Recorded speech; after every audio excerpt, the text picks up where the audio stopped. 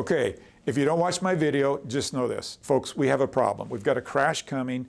I've never in my time in Congress supported a budget debt ceiling increase, but we're in a position where Republicans are talking about that. If you can listen for a couple minutes, let me explain that to you.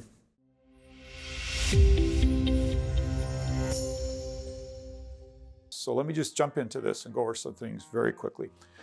Right now, as a country, our revenue is $4.9 trillion coming in.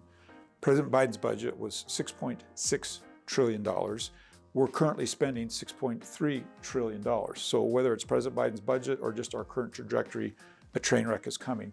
Of that 4.9 trillion coming in, 4.1 of it is already committed to what we call mandatory spending, Social Security and Medicare and other things like that.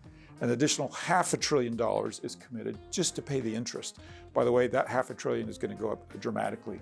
Over here, we have $1.7 trillion that we want to spend. Almost half of that is on military. And what's left is what we actually have to debate about how we spend and how we cut. And you can see that this is very, very problematic for Congress because of that. Now, let me put all of this in comparison and give you an example of how this relates to you. Imagine if you were a household, the average household in Utah earns $79,000. In comparison to this, that's like spending not $79,000, but $96,000 every year.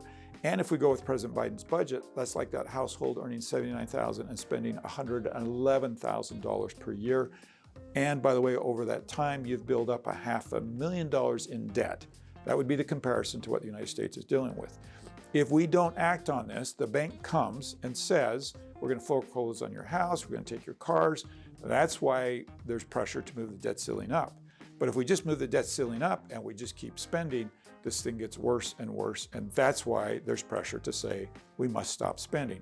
So what I've just articulated in a nutshell is the two sides to this debate. President Biden said, I'm not going to budge. I want a clean debt ceiling increase. Republicans are saying that's not reasonable.